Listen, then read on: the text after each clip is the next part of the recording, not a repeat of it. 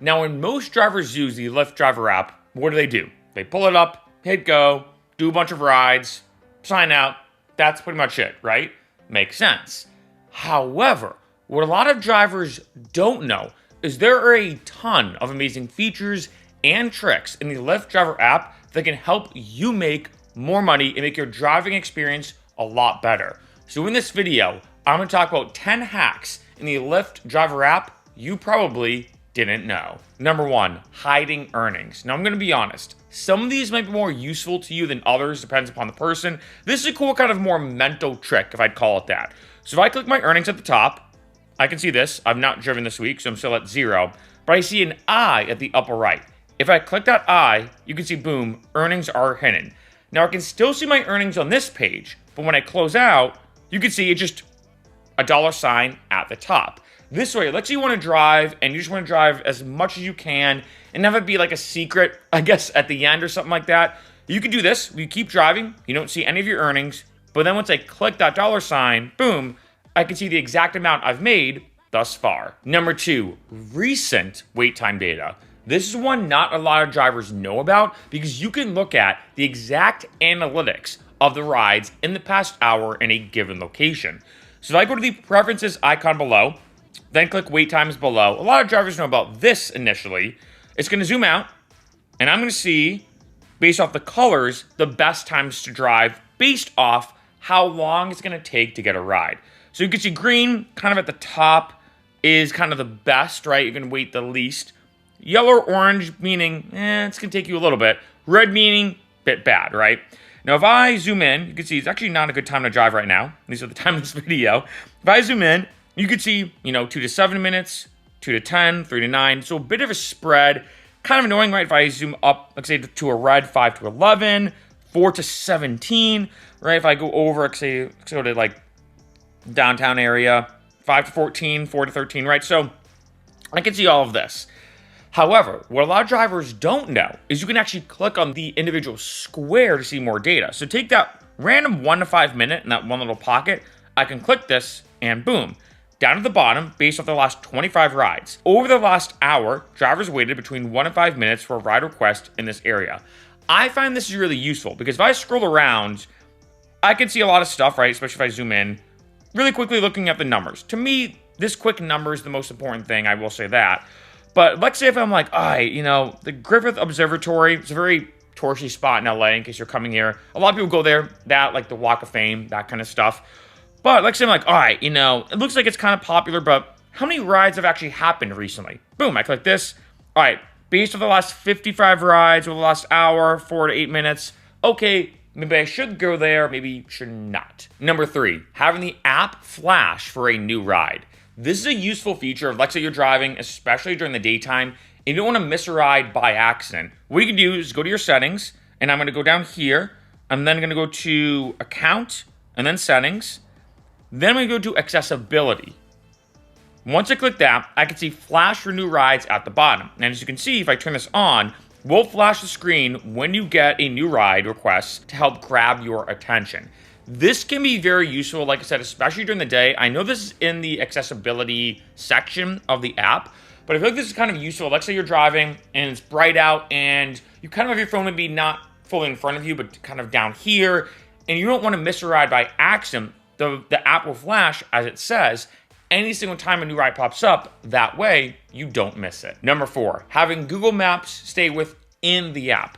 Now, first off, I have to say, do not use the Lyft GPS, or if you also drive for Uber, and as a side note, you should drive for both, don't ever use their default GPSs. They're horrible. Here's how to change it first off. I think that's more important. In case you didn't know, I'm going to go to account, I'm going to go to settings, navigation, and then navigation at the top.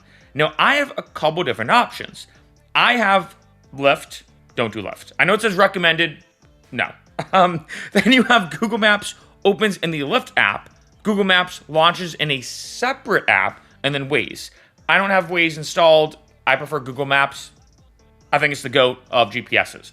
Now, I have 2 different options here. You can see I could do it outside the app where it pulls it up in a separate app or inside. Now, in my opinion, I'm going to go back to that section. Way better off doing it inside the app, which I just did. So now, when I go to navigate anywhere, it's going to stay within inside the Lyft driver app, and I don't have to constantly go back and forth between different apps on my phone. Number 5, demand forecast. This is a great way to know when the best times to drive are going to be happening based off events, concerts, sports, stuff going on, airport peaks, right? The best times to make the most amount of money. Now, what I'm going to do is I'm going to scroll up, and I can see demand forecast right here.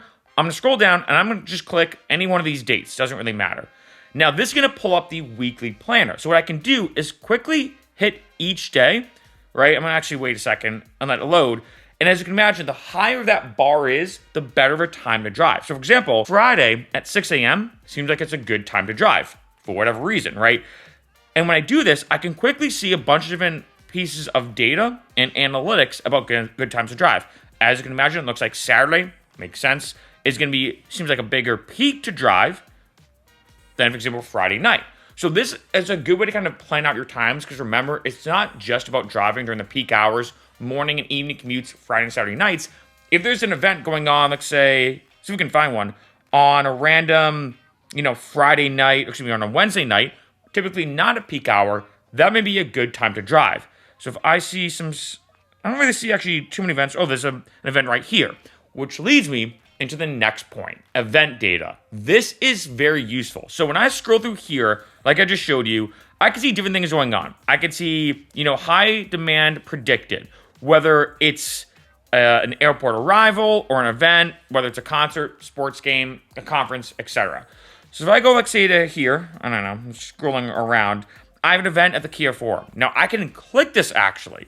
Once I load this up, I can see this. There's an event, about 9,000 people. So I can see the exact amount, and down at the bottom, I have the exact address, okay, that the Kia Forum. Predicted busyness starts at 11:10 p.m. specifically, ends at 12:40 specifically. The time goes from 8 to 11:40. Details, it's Don Omar. So I'm able to see some more information about the event, and this is super useful, because if you're like, all right, it goes from 8 to, let's say, midnight, to kind of make it simple. You're like, well, 8 to midnight. Should I get there at 10 p.m. or 11 p.m.?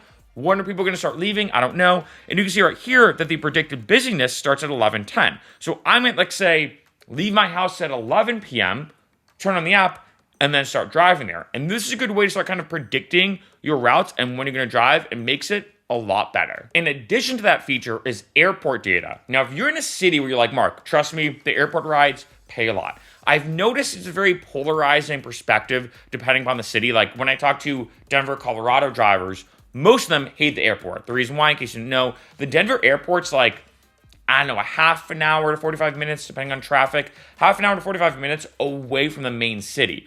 So it's kind of annoying. Here in LA, it's kind of right, I'm not saying the heart of LA, but it's decently close. So depending upon the area, I know some drivers love the airport, some don't.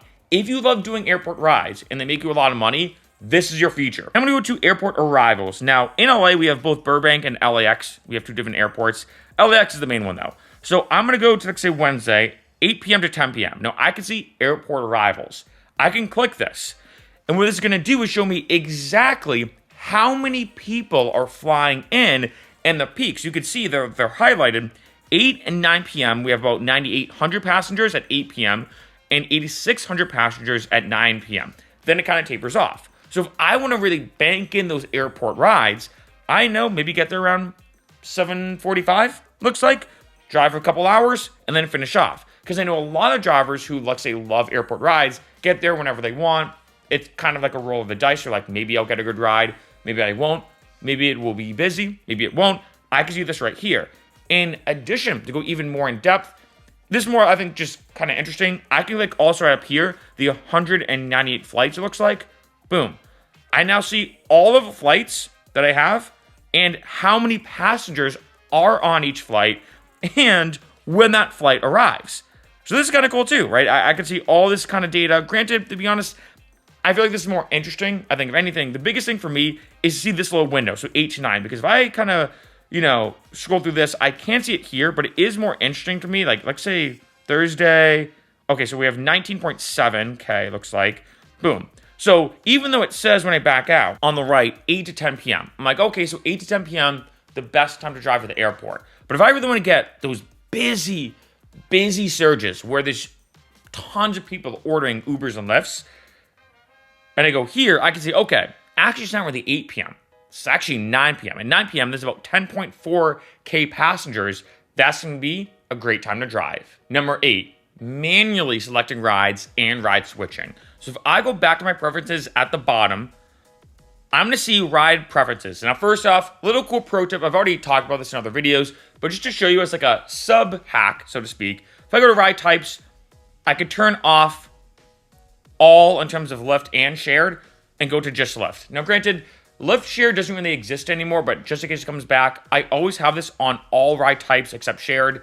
Just in case, might as well say that as like a quick hack. Also, if you do like say XL or Lux or Black, they should appear here among available ride types.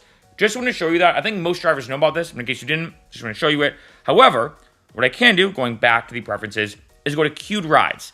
Now, what this means is when you're driving, Lyft will automatically put rides onto your queue. The idea is back in the day, when I first started driving, back in my day, you would do it very kind of like statically, like almost on or off, like binary, where you'd be driving, you get done with the ride, you sit there, you wait a few minutes, ooh, there's a ride. I accept it, and then you keep driving. Then what both Uber and Lyft did is they decided to kind of do an overlapping thing, where before you're done with your ride, they give you a new ride. That way you're not kind of having to go off and on, like binary. You're constantly kind of overlapping from one ride to another. Now this feature you can see right here, auto accept. This is kind of the default setting Lyft has. That you could see that rides are automatically accepted and added to your queue after 15 seconds. You can still decline rides manually. So it automatically accepts that ride to you and adds it into your queue, and you have to decline it manually. You can see here, never miss ride request, helps keep your eyes on the road. I suggest doing manual accept, at least to me. This means that every single time you want to do another ride, like say you're driving and that ride pops up, remember you can use that other feature I talked about to have your screen flash. You could be like, pays that much, it's this far of a drive, do I want to accept it or not? You can choose to just let it ride out or accept it. So in this case, it's almost the opposite, like I said, of the auto accept. With the auto accept, it automatically accepts. You have to manually decline it if you want. With this, you have to manually accept it. For me, I like this better. Now, however, maybe other drivers like it differently. Maybe you like the fact that you get a ride, you look down, you're like, is that worth it or not? It's worth it. I'll just let it auto accept. It's not worth it. I'm going to manually decline. With this, maybe it's because of me being like an old school driver, so to speak, just because I'm kind of used to it. I'm used to a Lyft ride popping up and having to accept it. So to me, I like the manual accept better because let's say a bad ride pops up and I don't see it. Let's say I'm driving, trying to be, focused on the road, and a bad ride pops up.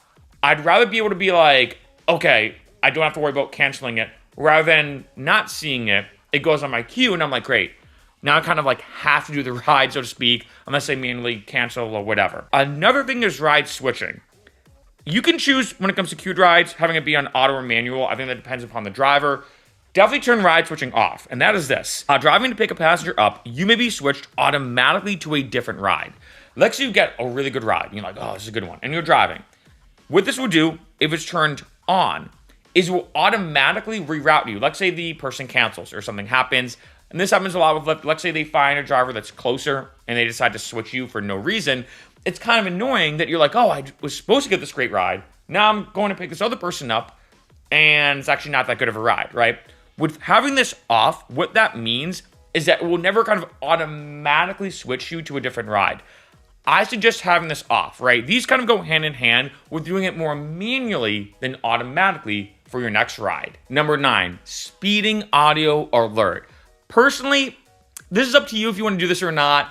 I feel like depending on the driver, let's say if you really want to make sure that you're always driving the speed limit, you never by accident go over, this can be useful, but again, it's up to you. What you're going to do is go to your profile right here, account, and then settings. I'm then going to go to navigation and sound. Now down at the bottom, you can see speeding audio alert. Play an alert when driving over the speed limit for 10 seconds. So if I turn this on, it's going to let me know, hey, you're driving over the speed limit.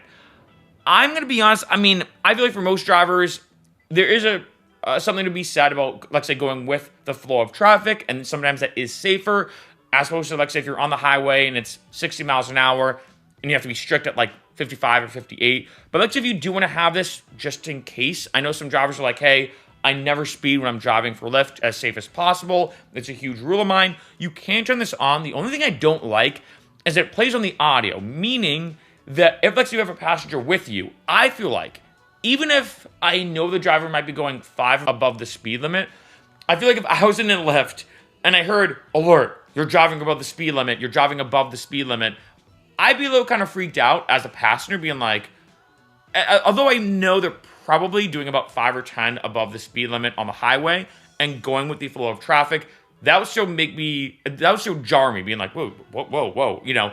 So that's the only thing. I kind of wish it was more of an alert, like a text-based thing, or the screen flashes, but this is something you can equip on your app if you want to. Number 10, navigating to the pin drop. This is so cool. So let's say if I combine all these techniques, let's say I look and I'm like, all right, demand forecast, okay, it's a good time to drive. It looks like West Hollywood is a place. There's a big event going on in West Hollywood. What I can do is go here, go up, go to West Hollywood, as you can see, and let's say I'm like, all right, right by this area, for example, this is the place. This is a big spot. I can click and hold on the app, and boom, I drop a pin. Then all I have to do is hit navigate. Head east on West Manchester Avenue towards Saran Drive. Looks like it's a huge surge. Now, granted, right now, at least at the time of this video, there's not really any surges going on, unfortunately. But like if there is, we've all seen the surges where it looks like a different color and you can see an amount, all this kind of stuff. I can easily drop a pin anywhere and navigate right to that pin. In addition, I can also combine this with wait times. So if I, like, say, go back to wait times, like I showed you before, it's going to zoom out. I can see this right here. Let's say I'm like, all right, well, of course, I can see a couple greens. Let's say this is the green. Given, like, say, a big festival going on or whatever, what I can do is go in, click 1 to 4, read this, but I can also hit navigate. And now, a bonus tip, submitting an Uber inspection form for Lyft. So if I go here to my account and I go to documents, everyone has to do this. It's going to pull up some of your information, right? Now, I've already done this, of course, but in case you haven't yet for your vehicle, one of the things you do have to upload, you can see right here, is a vehicle inspection form. And in case you didn't know, you don't have to do this just through Lyft. Let's say you go and you get it done through Uber, for example, a different shop, or you use Yoshi, which I'll talk about in a second. If I click this, you can see that right here, boom, I submitted, using this form right here on the app, my Uber inspection form for Lyft. Lyft accepts the Uber inspection form and vice versa. Super useful to know. That way you don't have to do 2 different car inspections, let's say in terms of the time and the money and everything. In case you didn't know, your car does have to be inspected once a year when it comes to doing ride sharing, which kind of makes sense, right? And one huge pro tip I have is to use Yoshi. I want to stress, no affiliation with this company.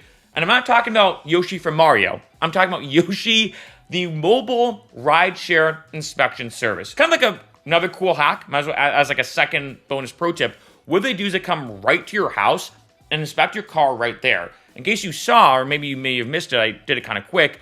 On that inspection form, the person who inspected it was Yoshi. It was about, I think it was $30. They came right to my location, inspected my car right there. I paid them $30. Boom. I did not have to even like leave my house or anything. It took maybe, I don't know, 20 or 30 minutes. Super, super quick, super, super easy. And you could take that inspection form, use it for both Uber and Lyft.